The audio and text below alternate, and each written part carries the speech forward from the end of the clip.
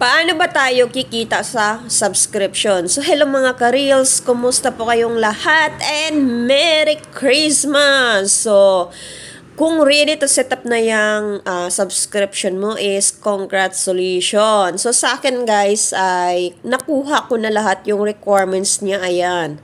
Pero dahil hindi available ang subscription dito sa bansang Taiwan, so hindi ko po siya set up.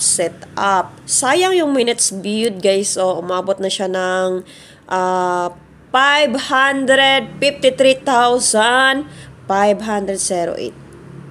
And kung pwede ko lang yan ibigay sa inyo para po ay makukuha nyo na yung 60k minutes viewed para sa stream ads ay hinahati-hati ko na yan para po sa inyo. So, balik tayo dito sa subscription. So, actually guys is kikita lang tayo dito sa subscription kung may mag-subscribe sa page natin. Okay? Halimbawa, yung mga kaibigan mo mag-subscribe sa ganyan is doon ka nakikita, okay?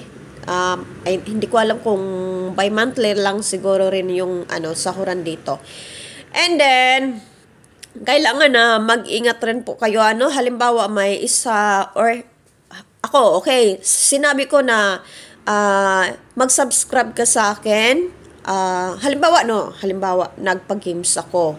Pero ang kapalit nun ay mag-subscribe ka sa page ko. So, ikaw naman na gustong manalo. So, nag-subscribe ka sa akin. And in the end of the day is, hindi ka nanalo. So, alam mo ba is, lugi ka dyan. Okay? Dahil nga ay may babayaran ka sa akin and then, yun na nga, hindi ka nanalo. So, parang ikaw yung ikaw yung pinagpirahan ko.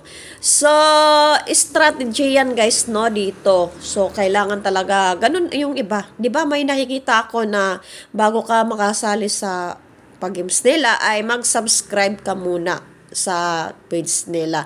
So, kailangan ay mag-isip muna kayo ng mabuti bago kayo sumali sa mga ganyan. So, paano? Di ba? Nakasubscribe ka na sa kanya. And ikaw nga na yung parang wala namang kapera-pera dahil gustong mo lang talagang manalo, nag-subscribe, pinindot mo yung subscription na inotos niya.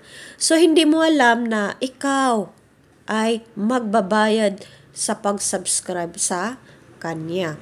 Pero hindi ko pa kasi to na subukan guys, hindi ko pa nasubukan na mag-subscribe sa ibang content creator kaya hindi ko alam kung paano siya para i-cancel.